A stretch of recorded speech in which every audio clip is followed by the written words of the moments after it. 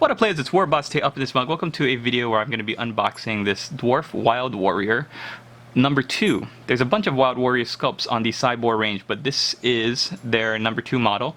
And it is, like I said, from Cyborg Miniatures. You get, in the blister, you get the Dwarf, you get a hand holding the upper part of an axe, you get a hand holding another axe, and then a base. So whatever wargame you decide to put him in, you could use him as a dwarf character, maybe a lord or a thane, with 2 hand weapons. He's not wearing any armor. He's a wild warrior, so he looks like very nomadic, but just the detail on this sculpt is terrific. Look at the mohawk. You could obviously see the aesthetic cues taken from the old Dwarf Slayer range. The mohawk kind of swoops up here in the front, and then the crest goes all the way down towards the back. The beard is braided here and then bundled up into 3 separate little strands. And if I'm gonna put him up closer to the camera, hopefully we can see the detail. But the detail on the body, on the torso, like the way the ribs stick out, and then his very prominent beer belly right there. You've got a very cool looking leather cape with stitches up the back. There's the fur trim at the top, and he's got a scar where his right eye should be. Just a beautiful figure, beautiful character figure. So within the kit you also get this base. It's a decorative base. You could probably paint it up to look like stonework, maybe paint some gold on the inside there just to break it up a little bit. There's a skull there. You could paint in a nice bright ivory color for bone. And then you get this hand that's holding the top part of an axe, and it's got really cool looking design on the inside there. There we go. And the reason why it's just the top part is because the back part of the axe is actually sculpted onto the model itself, right there. So the hand is going to go something like, line up just perfectly there, very beautifully slots in right there.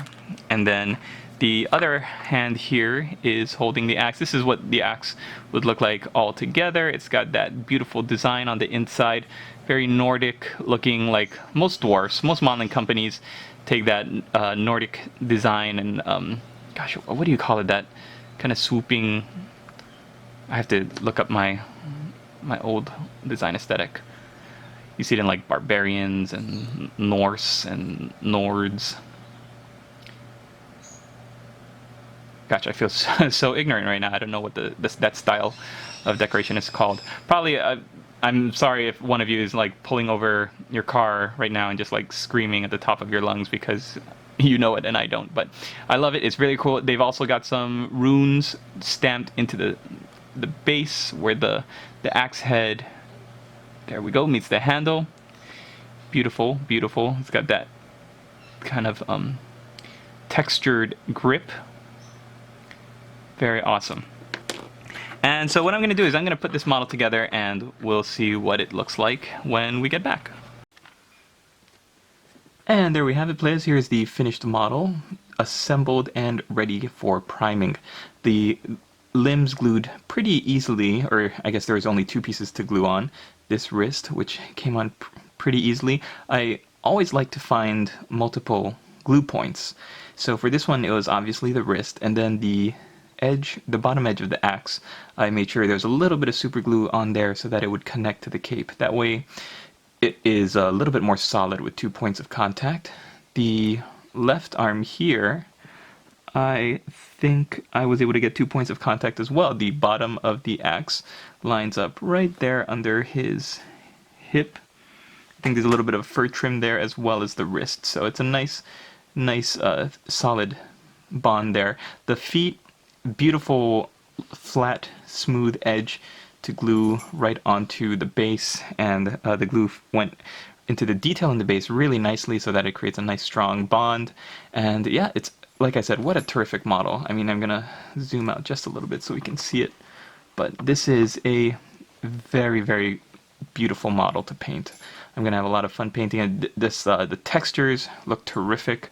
The character and the pose is just phenomenal. So again, this is Cyborg Miniatures, and I'll put a link in the description to where you can order this directly. And thanks for watching my little unboxing of this Cyborg miniature. Stay tuned for more unboxing of Cyborg dwarfs and Moskals.